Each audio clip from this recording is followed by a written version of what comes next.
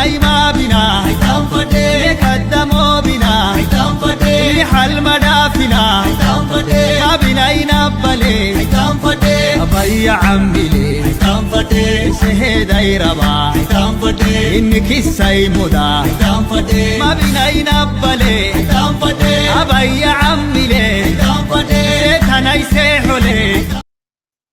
سلام تخطاتلتي سول ميديا زوزل لكم وسلامكم يبزع عندك اسكنتس ايردراونت كورمن تايرس روحسك نيات معلنات نخلاتكم تخطاتلت سول ميديا نلومي ازي اكد اسوانا وزعما مدبنا متينا لنا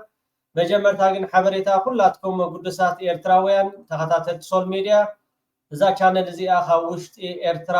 መደባታ خجمر ስለዝኾነት كلاتكم تخطاتلتي سول ميديا حبونات هاجراويان ايرتراويان كم لمود سبسكرايب بمقبار كتبارات عوام إيري فيجن تبل أبتا قداميت كومنتي أبا خبر فولكمي نفس وقف تخطات هذا السول ميديا خاص سبسكرايب بمقبار نزا channel لزيقا كبارات عوام دقيمة دقاقيمة يمحصنوكم بتعامي بلب يمسكنوكم أجوكم برتعو نحن سبسكرايب أين حمقنين اندابلنا أبتا قداميت كومنتي حدراهم سبسكرايب بورو نابتي زغطت مدب نابو خبلوكم كساب مترشان خطكاتاتو لغا بخبري عندكم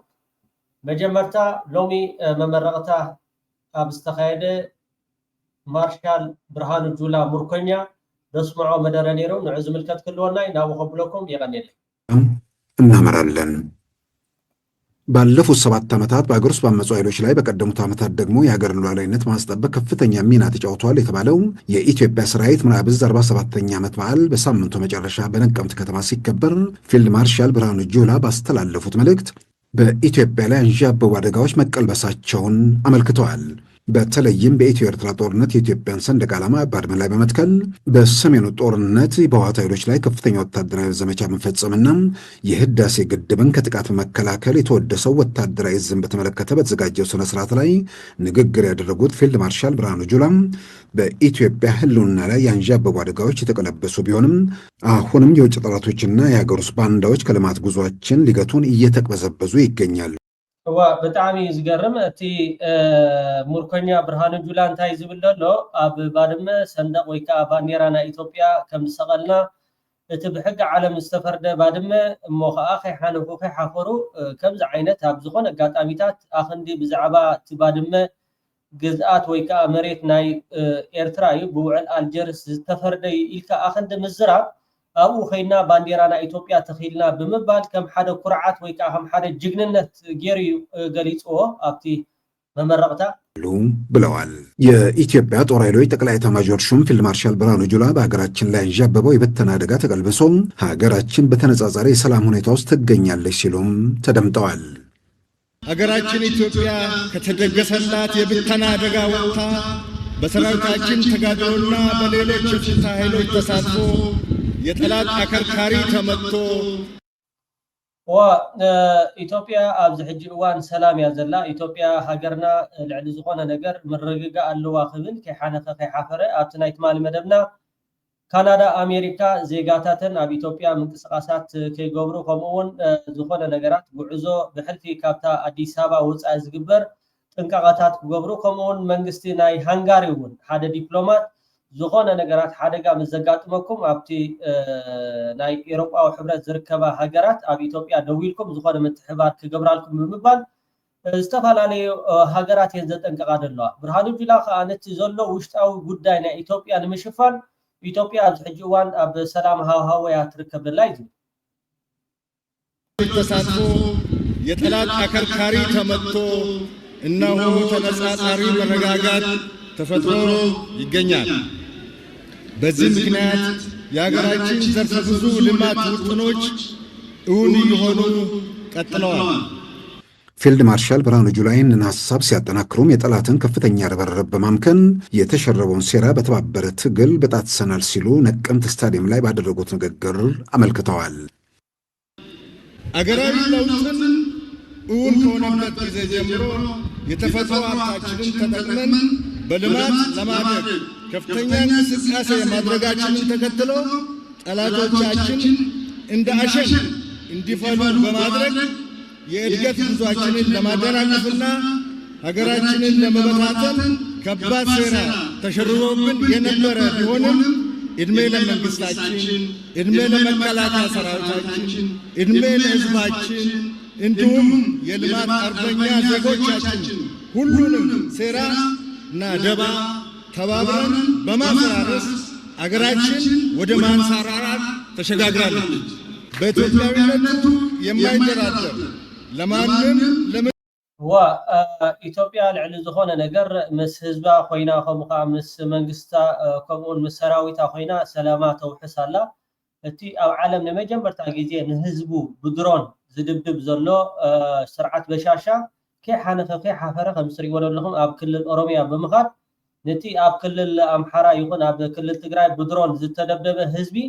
ማዕረ ክንደይ ንዕቐት ኣለዎም። ኣብ ክልል ኣምሓራ ዘሎ ህዝቢ ኣምሓራ ይኹን ህዝቢ ትግራይ ከይሓፈረ ከይሓነፈ ትሰምዑ ኣለኹም። ምስ መንግስትን ህዝብን ከምኡ ከዓ ምስ ሰራዊትን ተሓባቢርና ንኢትዮጵያ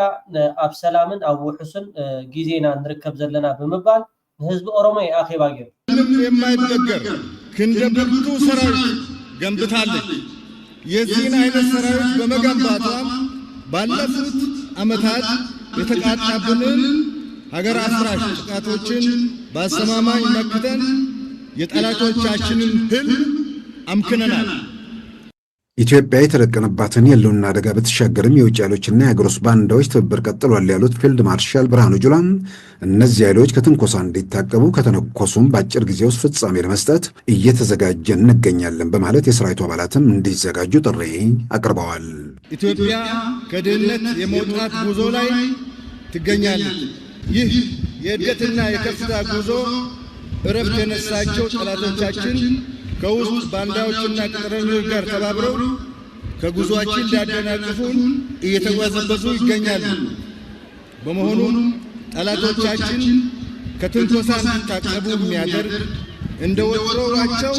በተሳሳተ ስሌት ወደ ትንኮሳ የሚገቡ ከሆነ ደግሞ በአጭር ጊዜ ድል አድርገናቸው ሉዓላዊነታችንና ሰላማችንን በአስተማማኝ ማስከበር በሚያስችል ደረጃ የዝግጅት ስራዎችን በከፍተኛ ሁኔታ ናይ ውሽጥን ናይ ደገን ዝኾነ ነገራት ኣብ ልዕሌና ዝኾነ ነገር ኩናት ምስ ዝኸፍቱ ንዓቶም ደረዓዒምና ንዓቶም ስዒርና ከም ንዕወት ዘጠራጥር ነገር የብልናን ብዙሕ ሰራዊት ዓሊምና ኣለና ብምባል እዩ ነቲ ነገራት ዝገልጾ ዘሎ። አጠናክረን እየሰራን እንገኛለን። የህዝባዊ ወያኔ ሓርነት ትግራይ ህወሓት ህጋዊነት የመጨረሻው ምዕራፍ ላይ በሚገኝበት በአሁኑ ወቅት የዶክተር ደብረጽዮን ቡድን በራያ ዞን ያለ እርምጃ በመውሰድ መሪዎችን ለመቀየር ማቀዱ ተሰምቷል። ይህንን እንቅስቃሴ ህወሓት አንደኛው አንጃ መሪ አቶ ጌታቸው ረዳና ፕሮፌሰር ክንደያ ገብረሕይወት በጠንካራ ቃላት ተችተዋል። በሌሎች የትግራይ አካባቢዎች የዞንና የወረዳ መዋቅሮችን በማፈራረስ ስልጣኑን እያጠናከረ የሚገኘው የዶክተር ደብረጽዮን ቡድን በራያ አካባቢ ተመሳሳይ እርምጃ ለመውሰድ መዘጋጀቱን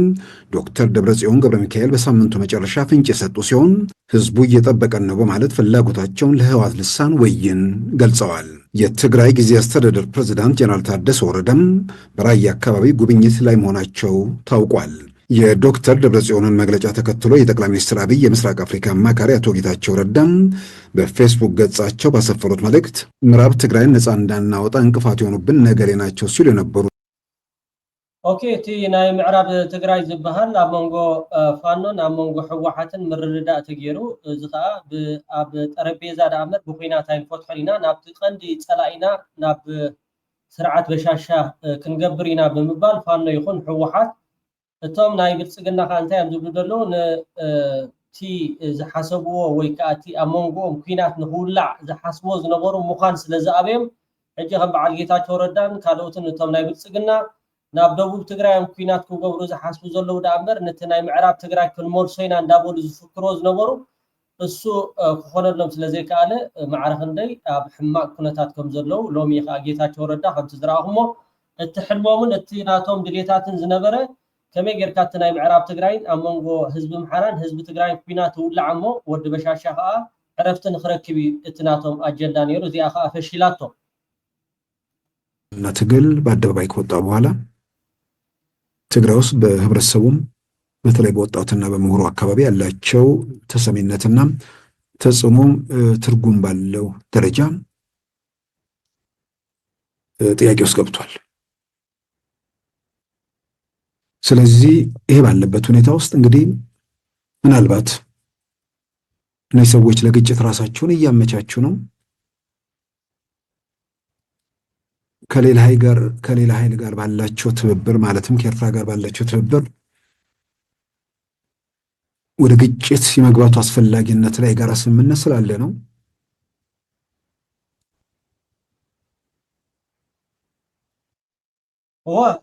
ሲሳይ አየና ማለት ቀንዲ ተሰላፉ ወይ ቀንዲ አፈኛ ናይ ብልጽግና ኮይኑ እንታይ ዝብለሎ ሕወሓት ይኹን ፋኖ ብዝገብሮ ወደሎ ምንቅስቃሳት ናይ ኤርትራ ሓገዛት ወይ ከዓ ናይ ኤርትራ ደገፍ ኣለዎም። ስለዚ ኩናት ይሓስብሎ ብምባል ማዕረ ክንደይ ራዕዲ ፈጢሩሎም ከም ዘሎ እቲ ጽምዶ ዝበሃል ማዕረ ክንደይ ኣብ ከብዶም ኣቲ ሕብጭውጭ ከም ደብሎም ዘሎ ይዘርእየካ። ንስኻትኩም ምስ ኣድግን ሓመዱ ካብ ስራሕኹም ንሕና ከዓ ምስ ሕወሓት ንስራሕ፣ ምስ ፋኖ ንስራሕ፣ ምስ ሱዳን ንስራሕ፣ ምስ ሶማል ንስራሕ ንዓና እዩ ዝምልከት። ስለዚ ንስኻትኩም ከምታ ዝኣትኹማ ውፅዋ። ንሕና ዓሰብ ይምልከተና እዩ፣ ዓሰብ ናትና እዩ እንዳበልኩም ለይትን መዓልትን ክትዛረቡ ትውዕሉ ኣለኹም። ከምኡ እንድሕር ዳ ኮይኑ ንሕና ከዓ ዝምልከተና ጉዳይ ክንገብር ናትና ወልሓደ ንሓተሉ ምክንያት እውን የለን። ስለዚ ምስ ሕወሓት ተሰርሒና ፅቡቕ፣ ምስ ፋኖ ተሰርሒና ፅቡቕ ዝኾነ ነገራት እንድሕር ዳ ሃልዩ ኮይኑ እውን ንዓኻትኩም ንምጥፋእ ምስ ዝኾነ ክንሰርሕ ኢና እንጂ ናይ ሻዕብያ ሓይሊ ናይ ሕወሓትን ናይ ፋኖን በማናቸውም መንገድ ወደ ግጭት ለመግባት ፍላጎት እንዳላቸው የሚያሳዩ ወይ ደግሞ መንግስት ወደ ግጭት ላለመሄድ ሲል የፈቀድነውንና የፈለገውን ነገር ሁሉ ሊያደርግ ይችላል በሚል ግምት ወደዛ አይነት ሁኔታ ውስጥ እየሄዱ ነው ወይ የሚለውም አብሮ መታየት መጠናት አለበት። ነገር ግን ለህብረተሰቡ ለምን እዚህ ደረጃ ላይ ተደረሰ፣ የፕሪቶሪያውን ስምምነት ያከበረው ወይ ያላከበረው፣ የጣሰው ወይም ያልጣሰው ማን ነው የሚለውን ዛሬ ላይ ቆመው በግልጽ መነጋገሩ አንድ ጥይት ፈንድቶ ተጨማሪ ቀውስ ተጨማሪ ችግር እንዳይፈጠር ወሕጂ ማዕረ ክንደይ ኣብ ከብዶም ኣትይዎም ፈሪሖም እዮም ዘሎ። በዚ ኩነታት እዚ ናይ ፅምዶ ሸቐልቀል እዮም ዝብሉ ዘለዉ። እንድሕር ዳ ጥይት ተተኪሱ እቲ ናይ ውዕል ፕሪቶርያ ኦልሬዲ ክስረዝ እዩ። እዚ ክሳብ ዝኾነ ከዓ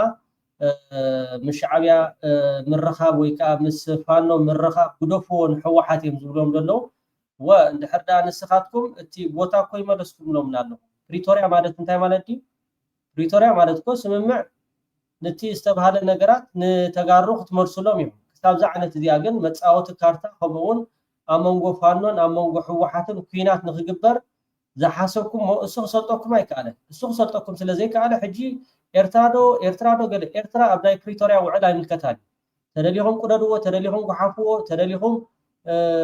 ኣቃፅልዎ ንዓና ጉዳይና ኣይኮነን። ንዓና ዝምልከተና ብዛዕባ ኤርትራ ዳ እምበር ብዛዕባ ናይ ውዕል ፕሪቶርያ እውን ኣይምልከተናን እዩ። እስኻ ከዓ ቀንዲ ኣፈኛ ኮይንካ ነዚ ጉዳይ እዚ ኣብ ቅድሚት ወፂኻ ለይትን መዓልትን ትሰርሓሉ ዘለካ ጉዳይ ተኽኢልካ እቲ ምዕራብ ትግራይ ዝበሃል ንተጋሩ ሙለስሎም ኣይትመልሱሎም ኢኹም። ስለምንታይ ከምቲ ሕጃ ንኸተባእስዎምን ነምሓራን ነተጋሩ ንኸተባእስዎን እዩ ዕላማኹም እምበር ኣብዚ ኤርትራ ከምኡውን ፈኪርካ ኣይፈኪርካ ብርሃኑ ጁላ ፅቡቅ ጌርና ስለንፈልጦ ولا حدا معنا حد شاي كونه عندنا لا شيخو شكوري لبابلا مركون جنبر نطاي تلك دبلا بغلال غير جامدا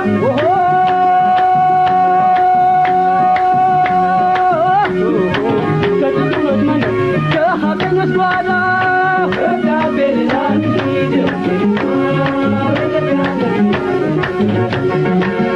يرجع بلال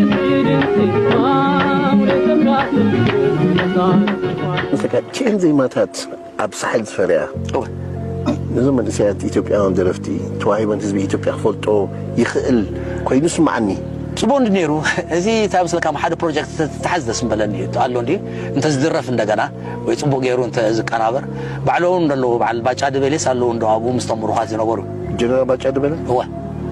أميرا نيرو هو صور علني أتوجه لني أنا حجي بتي بعمقات بوزو حينا برنن قد سعسع كله فلطة مستهم دكنستي أخوينا نطب جيران قال مال السعسعة برتع سعسعين نيرو بعدين عللو نيرنا نفعس عسعي قلي يرو وحاجسي أبادولا ولا أبادولا أنا فلتوني أي ذكروني قن باچا مثلا ديرو أب كارترز بال ديرو مسو أب تحتون ديرو ذكروني عسعي جنرال مچم زين حنت خبچين زين بازازبل كان يدرفقن كحلفكو حنت اللي حتقول جيت تذكرني دبدابي لصاف دمصو لسمع لحزب إثيوبيا سي دبدابي خصف كصحفو لمو دمصو خسمع دليه دمصو خسمع انا قاعد دمصي كسمعو دليه تذكرتي زين صبو ما يذكرني بعد ود عاد ذكر وايم ግን አለው እንደዚህ ክስታይ አርካይቭ አለው ሀቡን በሎ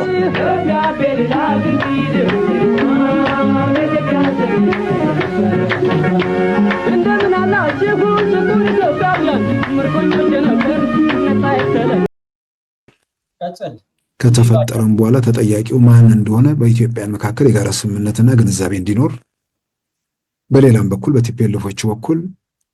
ወደዚህ አይነት ሁኔታ ውስጥ ይገፋፋቸው ምንድነው? ኢትዮጵያና እነሱና በኢትዮጵያ መንግስት ጋር በሚዋጉበት ወቅት የነበረው የኃይል አሰላለፍ ስለተቀየረ በዛ ተጽናንተው ነው ወይ? ኤርትራ ፋኖ ከኢትዮጵያ መንግስት ጋር ነበሩ። አሁን እነሱ ከኔ ጋር ናቸው። ያኔ ከኔ ጋር የነበረው ሸኔም አሁን ከኔ ጋር ነው የሚለውን ሂሳብ ሰርተው ያዋጣናል ብለው በዛ መንገድ ውስጥ እየሄዱ ነው ወይ የሚሉ ሁለት ነጥቦች ላይ መሰረት አድርገን የተወሰኑ ጉዳዮችን እናነሳለን። አንደኛ ከፕሪቶሪያ ስምምነትና ከህጋዊነት ጋር ተያይዞ እንግዲህ ህዝባዊ ወያነ ሓርነት ትግራይ ፈቃዱን ያጣው ወይ ደግሞ ህጋዊነቱን ያጣው አዋጅ ቁጥር 1162 ህዝባር 2011 በሚለው ህግ ነው። በ2011 በወጣው ህግ ያ ህግ በፓርላማው በጸደቀበት ወቅት የህዝባዊ ወያነ ሓርነት ትግራይ ህወሓት ተወካዮች 38 የፓርላማ አባላት በፓርላማው ውስጥ ነበሩ። በኢትዮጵያ መንግስትና በህወሓት መካከል በግልጽ የሚታወቅ ውዝግብ አልተፈጠረም ብቻ ሳይሆን የነበረው መንግስትም ኢህአዴግ ነበር አዋጁ በሚጸድቅበት ወቅት። እርግጥ ነው ሊቀመንበሩ ዶክተር አብይ አህመድ ነበሩ። ያ አዋጅ በጸደቀበት ወቅት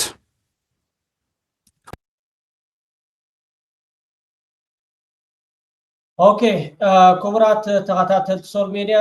ከም ዝሰምዑ ጽናዕኹም ዝዓገፍ ከፊዩ ምክንያቱ ፍርቂ ኢትዮጵያ አምሓራን ትግራይን እዩ ንሱ ድማ ምስኡ የለን እንተ ኤርትራ ግና ብክልል ይኹን ብብሔር ዘይተመቃቀለ ህዝቢ ሰሪሓት ትርከብ እቲ 20 ሚእታዊት ድማ ጸላኢኻ ውሽጡን ደጊኡን ፈትፊትካ ምፍላጥ ዝብል እዩ ወዲ በሻሻ ሕጂ ዝተመስሐውን ዘጽንዕ ማሕውራት ጸጥታና ስርሑ ተጠናቂቑ ይርከብ 20 ሚእታዊት ካውንተር ኢንተሊጀንስ እዩ ጸላኢ ብዛዕባኻ ከም ዘይፈልጥ ምግባር እዚ ትምስጢር ዓወት ሻዕብያ ዝኾነ ምዕቃብ ምስጢር ማለት እዩ ወዲ በሻሻ ግና ትማልብ ዕፁ ገዛ ዝገበረ ኣኼባ ንግሆ ዓድሃሎ ትርከብ ወዲ ሓወቦይ ድምርካ ተስዓዶ ኮይኑ እታ 10 ሚእታዊት ጥራይ ያበል ኣጽዋር ተጠቃልል ንሳ ድማ ሳላ ስርዓታት ኢትዮጵያን ካልእ ሽጠራናን ዝተሃገረን ዘይንገርን ደማሚርካ ሓሙሽተ መንግስታት ክዕጥቕ ዝኽእል ኣጽዋር ንውንን ወዲ ሓወቦይ ስለዚ ነዝን ወዲ ከምዝን ኣብ ግምት ከኣቲኻ ኩናት የለን ኢልካ ዕጾ መናውራ ቋንቋን ዓይነትን እናቐያየረ ክህሉ እዩ ኩናት ግና የለን ዝብል ጽንጽንታ ሰሚዕ ኣለኹ ኣስተውዕል ድማ ኤርትራዊ ዜጋ ድሮን ኣለዎም ንዝበለካ ሻዕብያ ድሮን የብሉን ዝበለካ ኸመን እዩ ወሎም ጥልዕ ኢልካ ኣነ ድማ ሓደ ዓብዪ ሓቂ ነጊረ መደበይ ክዓፁ ኣብዚኣ ኣወል ሓውና ዝተዛረባ ቅድሚ ሕጂ 200 ታንክ ዶ ኣላገሪልኩም ሃለውለው ኢልኩም ጌርኩም ጽቡቕ ጌሩ መሊስኩም ኣሎ እዚኣ ከዓ ድሮን የብልና ዝበለኩም ኣለና በሉ ማለት እዩ ስለዚ የቀኒልና ኣወል ነቶም ዝተረድኦም ተረዲኦም ኣለም ነቶም ዘይተረድኦም ከዓ ደንጉ ይኽርድኦም እዩ ብጣዕሚ ጽቡቕ መልእኽቲ እዩ ናብቲ ዝቕፅል ኣብዚ ከባቢ ምናልባት ዝኾነ ዝጀሃር ሓይሊ እንድሕር ኣሎ ኮይኑ ንሕና ኣብ ቀፅርታት ምእታው ኣብ ታሪክና እውን የለን ንሓርነት ክቃለስ ከሎ እዚ ህዝቢ ናይ ሃይለ ስላሴ ስርዓት ካብ ደገ ምፅኦም ኮፍ ኣቢሎሞ ድሕሪ ካልኣይ ኩናት ዓለም ኤርትራ ናጽነቱ ይግብኦኒ ይድልኒ ተባሂሉ ኤርትራ ግን መኪቱ መን ደው ኢሉ ነይሩ ምስኡ ኩለን ሓይልታት ናይ ሃይለ ስላሴ ስርዓት ደገፋ ዓለማውን ዞባውን ዝበሃላ ኣብ ጎኒ ኤርትራ ደው ዝበለ ነይሩ ዲመን እዩ ኤርትራ እንተ መሰላቱ ተቃሊሱ ሶቪየት ሕብረት ብናይ ሽዑ መፂኡ ደርጊ መፂ ተባሂሉ ተብል ኣብ ቀጠርታት ኣተወን ሓግዙኒ ያብሉኒ ኢሉ ኣብ ቀጥሪ ኸይዱ ካብቲ ቆሪ ናብቲ ይኸደን ድሕሪኡ ዝመፀት ተፈላለየ ምዕባለታት ንፋስ በዚ መፅእ ወብላ በዚ መፅእ ተፈላለዩ ኣሰላልፋታት ተፈላለዩ ፀወታታት እናተኻየዱ ከለዉ ኣብ ከምኡ ዝኣቱ ህዝቢ ይኮን እሳት ክትቅየር ክልተ ወድን ጓልን ክሳብ ዝተርፍዋ ኤርትራ ወለዶ ያመት ከላል ታይኮንካታ እዚኣ ዘምፀታ ሃገር እዚ ዘምፀኣ ሃገር ብማንም ወረበላ ብዕዳጋ ክትወርድ ጻድቃን እቶና የአይ ተንታን ፖለቲካ ኮይኑስ ኤርትራ ምስ ኢትዮጵያ ኩናት መኽፋታ ይተርፍን እዩ ጂኦግራፍ ዝቕይር ኩናት ክህሉ እዩ ኢሉ ክጥንቁል ኣብዝና ዓይ ሓንቲ ነገር ትገርመንላ ኢትዮጵያ ንኤርትራ ኩናት ትኸፍዶ ትኸውን ዝብል ሕቶ የስሕቐን ቀይርዎ ባ ኤርትራ ንኢትዮጵያ ብሂወታት ሓድጋዶ ትኸውን ዝብል ይኸውን ዘሎ ትሕቶ እዚ ትማል ብዓድዋ ዝረኣኹሞ ሰራዊት ኣብ ኣዲስ ኣበባ ከምዚ ኢሉ ክሕንበጥ ክትርእይዎ ኢኹም እዚ ሰራዊት ኤርትራ እዩ ሽዑ ቅኒት ዝባል ሊቃታት አንጠልጢሉ ለኸትከት ዝብል ዘሎ ጅል ሙርኮኛ ከም ኣመሉ ጭቁን ነኝ ክብል ክትሰምዕዎ ኢኹም ሰራዊት ኤርትራ ተዋሓደ ከምዚ እዩ ኣብ ስረ ዘሽይን ስምዕዎ እዚ ጀነራል ነበር የኤርትራ ሰራዊት በጣም የሰለጠነ ጠንካራ ይሄንን ታጥቆ እሱን መንካት ማለት ሱሳይድ ነው ዋው ትሪዎን ኣለኹም እዚአን ካብተን ኣዝየን ምዕቡላት መራኽብ ናይ ኤርትራ ሓይሊ ባሕሪን ሳምሶም ጋዜጠኛ ብጣዕሚ ነመስግነካ ኣብ ገጻት ፌስቡክ ዝረኸብክዋ ሳምሶም ጋዜጠኛ ብጣዕሚ ደስ ተብል ሓይሊ ባሕሪ ናይ ኤርትራ መርከብ ከም ትሪእዎ ዘለኹም ምዕብልቲ ዘመናዊት መርከብ እያ ካልእ ከም ተወሳኺ እውን ደጊመ ደጋጊመ ናቕፋ ፕረስ ከምኡውን ካልኦት ሚድያታት ዝዘርጋሕኹሞ ኣሎ ስእሊ ከዓ ብጣዕሚ ኣዝዩ ዝተራቐቐ ኣፅዋር እቲ ፅሑፍ እንታይ ይብል ኤርትራ ንእሽተይ ሃገር ግን ዓባይ ሃገር ብኸመይ እዩ ንእሽተይ ሃገር ዓባይ ሃገር ኤርትራ ምትንካፍ ማለት ባዕልኻ ቆርበትካ ምፅያቕ ማለት እዩ ኤርትራ ማለት ኣብዚ ሕጂ እዋን ከምቲ ኣወል ስዒ ዝበሎ ንሓሙሽተ ሃገራት ዝዕጥቕ ኣፅዋር እትውንን ዝረአን ዘይረአን ኣዝያ ካብተን ኣብ ቀርኒ ኣፍሪቃ ንጂኦፖለቲክስ ከም ድልያ ተኽትቀያየሮ ትኽእል መፍትሕ ናይ ኣፍሪቃ ክትብላ ትኽእል ሃገር ሎሚ ንኤርትራ ምትንካፍ ማለት ቆርበትካ ምፅያቕ እዩ ስለዚ ኣብዚ ሕጂ እዋን ወኒናቶ ዘላ ኤርትራ ዝንገርን ዘይንገርን ብጣዕሚ ካብቶም ኣዝዮም ዘመናውያን ዝተራቐቐ ኣፅዋር እትውንን ሃገር ብሰማይ ይኹን ብመሬት ከምኡ ከዓ ብባሕሪ ክደፍራ ዘይትኽእል ሃገር ኮይና ትርከብ ብምባል እቲ ፅሑፍ ነዊሕ እዩ ብጣዕሚ ኣዝዩ ደስ ዘብል እዩ ከም ትሪእዎ ዘለኹም ከዓ ኣዝዩ ዝተራቐቐ ኣፅዋር ልክዕ ኤርትራ ንእሽተይ ግን ዓባይ ሃገር ኢልዋ ንእሽተይ ግን ዓባይ ሃገር ንእሽተይ ኣይኮነትን በዓል ዴንማርክ በዓል ሆላንድ በዓል ካልኦት ሃገራት ማለት እዩ በዓል ኣየርላንድ ካብ ኤርትራ ይንእሻ ግን ኩሉ ግዜ ነተን ኣብ ኣፍሪቃ ዝርከባ ሃገራት ኣነኣኣስ ኣቢልካ ነተን ኣብ ኤሮጳ ዲ ኣብ ዝተፈላለዩ ሃገራት ዝርከባ ከዓ ከም ዓበይቲ ጌርካ ምግላፅ ስለ ዝፀንሐ እምበር ግን ብዓይኒ ወተሃደራዊ እንድሕር ዳ ኮይኑ ኤርትራ እታ ዝነኣሰት ግን ኣዝያ ዘመናዊት ኣፅዋር እትውንን ሃገር ምስ ናይ ኢትዮጵያ ክረአ ከሎ ኢሉ ናብቲ ፅሑፍ ኣብቲ ናይ መጨረሻ እንታይ ኢሉ ፅሒፉ ኣሎ ምስ ናይ ኢትዮጵያ ኣፅዋር ክረአ ከሎ ኢትዮጵያ ኣዝያ ማለት ናይ ቀደም ኣፅዋራት ተዘይኮይኑ ኣብዚ ሕጂ እዋን ኤርትራ ዝተራቐቐ ክሳብ ናይ 2023 ኣፅዋር ዝዓይነቱ እትውንን ሃገር ብድሮን ይኹን ከምኡውን ብዝተፈላለየ ሚሳይላት ርሑቕ ዝውንጨፍ ከምኡውን ናይ ውግእ ነፈርቲ መራኽብ ኣዝዩ ረቀቕቲ ኣፅዋራት እትውንን ሃገር እያ ስለዚ ዛስዋዩ እዚ ናይ ቀርኒ ኣፍሪቃ ጥራሕ ዘይኮነስ ካብተን ኣብ ኣፍሪቃ ዘለዋ ሓያላን ሃገራን ሓንቲ እያ ክብል እዩ እቲ ፅሑፍ ዝገልፅ ከም ተወሳኺ ከዓ ልዕሊ ዝኾነ ነገር ከዓ ልዕሊ ኣፅዋር እቲ ሃገራውነት ናይ ኤርትራ ልዕሊ ዝኾነ ነገር ሓደ ክንድሽሕ ከም ዝብልዎ መንእሰይ ኤርትራ ኣብ ኩናት ከም ስርዓት ከም كم سرعة أوكي دقيقات نلا كم سرعة زتمكرن زبسلن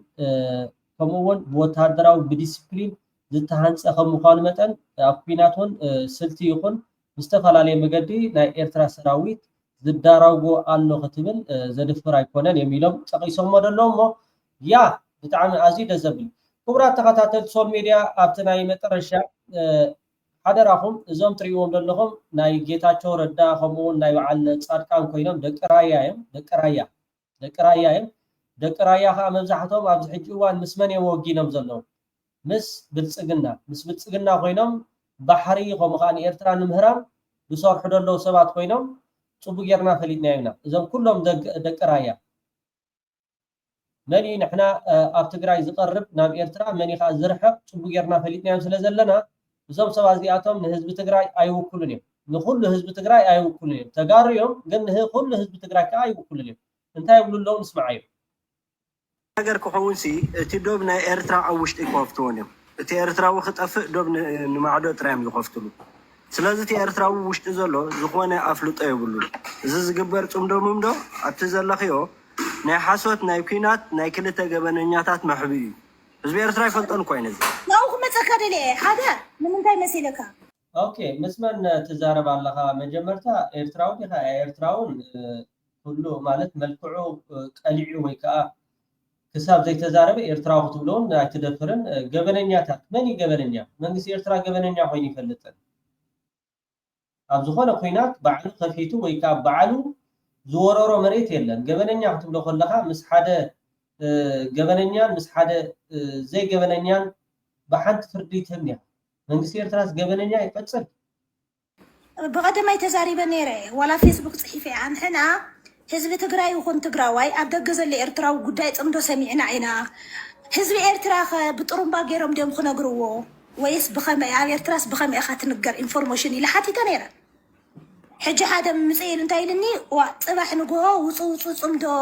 ኢልና ክነስማዕ እንተኮይና እምበር ኔትየለን ገለየለን ብዙሕ ፀገም ኣለዎ እቲ ማሕበረሰብ ነው ዓሉሲ ኣብ ሽግር ዘሎ ማሕበረሰብ ድሓር ከዓ ቅብል ኢልና እንታይ ንብል ኣለና እቲ ጽምዶ ዝብልዎ ዘለዉ ተብተብ ኢልካ ጽምዶ ከምዚ ሰነ ዝወፅሖ ሓረስታይ ኣይግድሰክን ንስኺ ብልፅግና ይኺ ብዛዕባ ናይ ህዝቢ ኤርትራ ከዓ መንግስትና ንኣምኖ ኢና ዳን መንግስቲ እንድሕር ዳይሎ ተወዲ እንታይ ገዛ ከይዲ መንግስቲ ክነግር ኖ ተወዲ بسلام كا من قارا يلين حزبي مالت صمدو سلام اندحر دايلكاس انتاي من قار نقيناتي خا نعات دالو نعبل ساعت بلو دامبر نسلام دامو سلام دي خاف سلام استعمدا نغر تيالو نسخاتكم ግን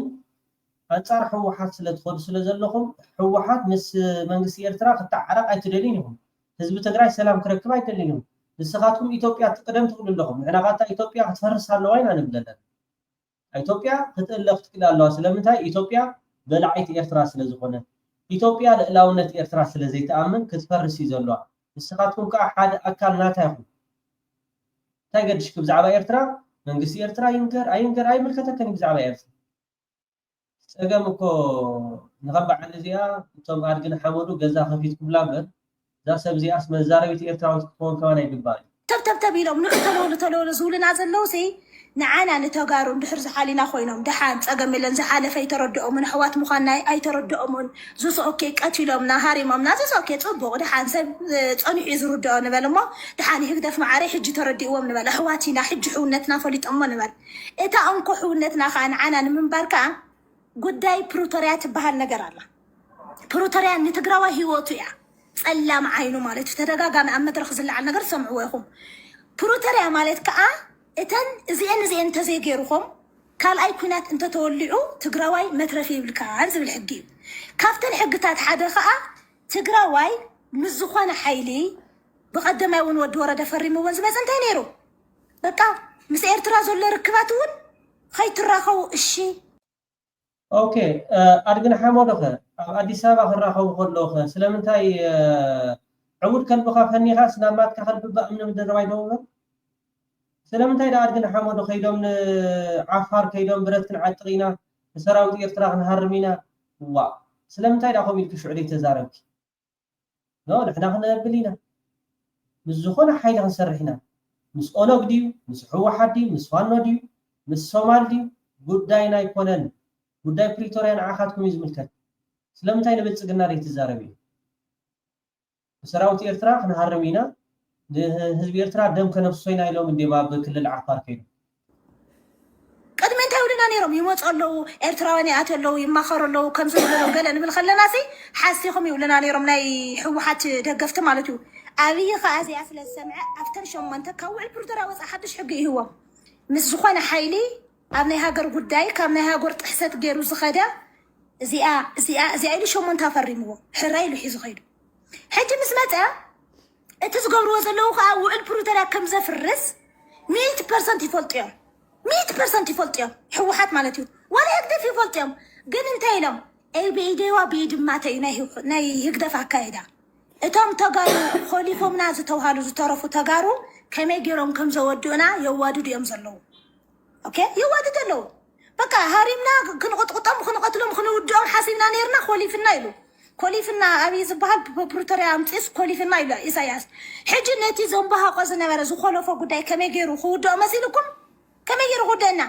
ብኢደዋ ብኢድማተይ በቃ ውዕል ፕሪቶሪያ ከም ዝጥሕሱ ነዞም ሸፋት ሕወሓት ሰረቕቲ ዓመፅቲ ዝኾኑ በቃ ሕጂ ብሳሕል ገይሮም መፅኦም ብደደቢት ገይሮም እዋ ኣነ እኮ ብሽ ኣብ ዓዲ ዓረብ ድዩ ዋላ ገለ ድዩ ፈቐዱ ፅርግያ ጠንቃላዕ ትብል ነርኪ ሰራዊት ኤርትራ ካብ ትግራይ ውፃእ ክትብል ነርኩም ስለምንታይ ዳ ሽዑ ደይ ፅነቱ ስለምንታይ ኣብ ትግራይ እኮ ነይሩ ሰራዊት ኤርትራስ ካብ ትግራይ ውፃእ ትብሉ ነርኩም ወፂ ግን ወልሓደ ይገበሮም ኣየፅነቶን ሕጂስ ነቲ ተኸሊፍና ዝበሎስ ዋ እንታይ ከም ትዛረቡ ዘለኹም ግን እዚኣቶም ንህዝቢ ትግራይ ኣይውክሉን እዮም እዚኣቶም ኢትዮጵያውያን እዮም እዚኣቶም ኢትዮጵያውያን እዮም ሓደራኹም ይሕዋት ተኸታተልቲ ሶል ሜድያ ብሕልፊ ቶም ኤርትራውያን እዚኣቶም ቀንዲ ፀላእቲ ናይ ጻድቃን እዮም ደቂ ጻድቃን እዮም ደቂ ራያ ትሪኦም ኣለኹም ደቂ ጻድቃን እዮም ዳን ተወዲ ጻድቃን ከዓ ፍታው ኤርትራ ኮይኑ ይፈልጥ ፀላእ ህዝቢ ኤርትራ ኣብዚ ሕጂ እዋን ደብረፅዮን ምስ ኤርትራ ክሰርሕ ኢሉ ሓራይ ሰላም ክገብር ኢሉ ፍትለ ወርቂ ሰላም ሓራይ ንጻድቃን ግን ሰላም የለን ደቂ ጻድቃን ክትርገፁ ጥራይ ሃደለኩም ክትርገፁ ይኹን ኣለኩም ለምንታይ ጻድቃን ይሕዋትና ቀቲልልና ንዓና ደም ኣፍሲስና ብዓሰብ ኣይትገድፍ ብፆሮና ኣይትገድፍ ብሰንኪ እቲ ኣቦኹም ማለት ጻድቃን እጂ እዞም ደቂ ጻድቃን እዩ ባፅሑ ሕጂ ከዓ በቃ ብልዕሊ ህዝቢ ትግራይ ዝዕንድሩና ዘሎ እንታይ ይብሉና ኣለዉ በቃ ክንከይድ ኢና ሕጂ ገለገለ ሰብ እንታይ ይብሉ ኣሎ መፅቡቕ ብሓደ ይፅመዱ እሞ ንምህራሙ ክጥዕመና ዝብል ሰብ ኣሎ ገለገሊኡ ኸ እንታይ ይብሉ ኣሎ ኖ ኣነ ሓቢሮ ክሃርቦም ኣይደሊ ሕወሓትን ይግደፍን ብሓንሳብ ገይረ ገለ ንሱ ሓሳብ የለን ጠቕላላ ኣብ ትግራዊ ብዚ ሕጂ ሰዓት ኦኬ ብሓንሳብ ይፅመዱ እሞ ሕወሓትን ህግደፍን ሽዑ ምህራሞም ክጥዕመና ኣብታ ክንደይ ክክደፍሩ ኢኹም ዓኹሞም ዘይትፈልጡ ንስኻትኩም ካብ ድስቲ ምሕፃብ ብያቲ ምሕፃብ ስንታይ ዘፍልጥ ኣለኩም ብዛዕባ ወተሃደራዊ ድዩ ፖለቲካዊ ድዩ እንታይ ዘፍልጥ ኣለኩም ድስቲ ወዲ ድስቲ የለን ድዩ ጥራኹም እቲ ሓፍረት ዝበሃል ይብሎም እኮ እዚኣቶም ኣልጊብና ክንሃርቦም ንሕወሓትን ንህግደፍን ንዓኹም ሓንቲ ሓይሊ ተኣቕለኩም ሓንቲ ሓይሊ ካብ 30 ሰባት ኣይትሓልፉን ኢኹም ንስኻትኩም ኩላትኩም ተደሚርኩም ዋላ እታ ኢትዮጵያ ምልእቲ መፂኹም 30 ሰባት ኣቕልኹም ኩናት የድልየና ድሓር ከም መሸፈኒ ከዓ እንታይ ይጥቀሙና ነውሑ እዞም ህግደፍ ኣንሕና ምስ ተጋሩ ንዕረቕ ዘለና ሲ ይብሉና ኣለዉ ብትግራይ ገይሩ ከይመፀና ብዓፋር ክነዝሮ ደሊና ኢና እቲ ጦርነት ይብሉና ሃየ ድሕሪኡ ኸ መከላከያ ኢትዮጵያዊ ሲ ደንበር ኢትዮጵያ ኩሉ ተደልዩ ብዓፋር ተደልዩ በምሓራ ተደልዩ ብትግራይ ናይ ምእታይ መሰል ኣለዎ ካርታሲ ትግራዋይ ናይ መሃል ግዴታ ይብሉ መልካ ክሰምዑ ኖ ኣብታ ራያ ኢና ካ ድፋዕ ክንሰርሕ ትፈልጥ ደለኪ ኣብታ ራያ ኣብታ ኣላማጣ ኣባይና ድፋዕ ክንሰርሕ ስለምንታይ ኣብቲ በዓል ዛላንበሳ ኣብቲ በዓል ናይ በዓል ዓድዋ ናይ በዓል ሽረ ደሎ ገለ ማለት እዩ ኣብኡ ሞኣልና ናይ ኩናት ኮይንና ክንነብር ኣይኮና ኣብታ ራያ ኣብታ ኣላማጣ ኣባይና ክንሰርሕ ድፋዕ ፅቡቅ ጌርኩም እታ ኩናት ክትፈልጥዋ ማለት እዩ ብጅዶ ሰራዊት ናይ ፌደራልስ ኣብ ትግራይ ኣትዩ ናብ ኤርትራ ሽዑ ኣይ ኩናት ኣይ ሰላም ገይሩ ኣብኡ ንዓና ኢድናን እግርናን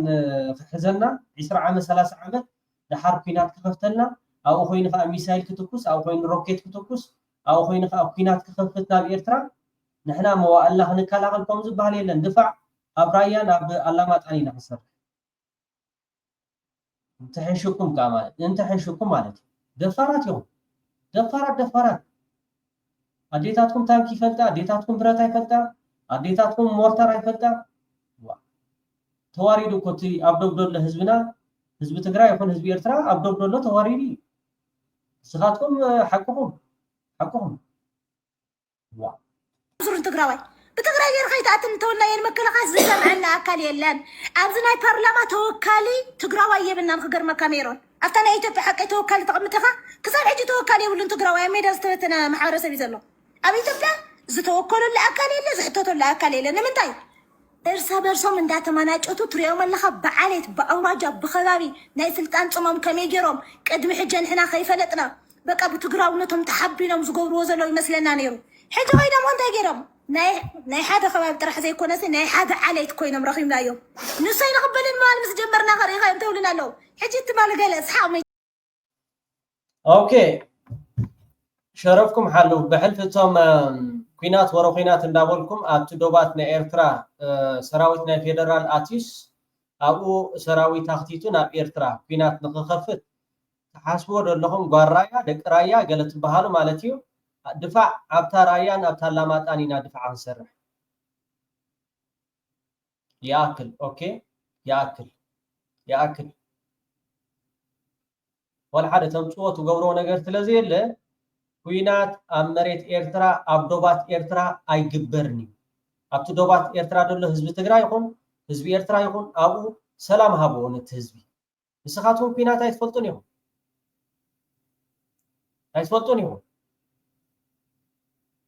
ሕጂ እውን ደጋጊመ ኣብታ ራያን ኣብታ ኣላማጣን ኣብኡ ድፍዓ ክግበር ክትፈልጦ ፅቡቅ ጌርኩም ማለት እዩ መቐረትን ናይ ኩናትን ንዘይ ኩናትን ናይ ሰላምን ማለት እዩ ኣይተሓፍሩም ሰራዊት ናይ ፌደራል ከኣቱ ኣለዎ ኣብቲ ዶብ ናይ ኤርትራ ክኸውን ኣለዎ ኣብኡ ኮይንካ እቲ ኩናት ክግበር ክኽእል ኣለዎ ደፋራት ኢኹም ከተዛረቡና ኢኹም ክሳብ ጨርቁኹም ትድርቢ ክንገብረኩም ኢና ክሳብ ጨርቁኹም ትድርቢ ስጋዕ ቁይ ትብልኹ ንገብረኩም ኢና ኣብዚ ማለት እዩ ቪድዮ ፎክት ባይታት መሬት ወላ ሓደ ፀገም ዘለዎ ይኮነን ኣብዚ ግን ከምኡ ክነብለኩም ኢና ማለት ከምቲ ዝርዳእኩም ጌርና ክንምልሰልኩም ኢና ሰላም ሃብዎ ነዚ ህዝቢ እንታይ ዝገበረ እቲ ኣብ ደሎ ህዝቢ ቁርብተይ ክንደይ 50 ክንደይ ዓመት ኮይኑ 30 ዓመት 40 ዓመት ኮይኑ ኣብቲ ዶብ ኩናት ወረኺናት ሰላም ሃብዎ በጃኻት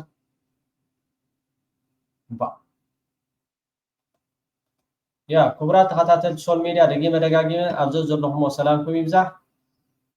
بليز كلاتكم أبزا إيري فيجن تبللا channel حدا راهم سبسكرايب ورولهم أبارات عوام مورال هبوهم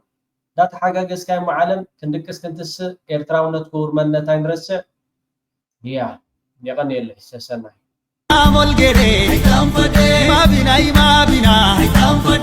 قدموا بنا حل مدافنا ما بنا ينبلي أبي عملي سهد أي ربا إنك السيمودا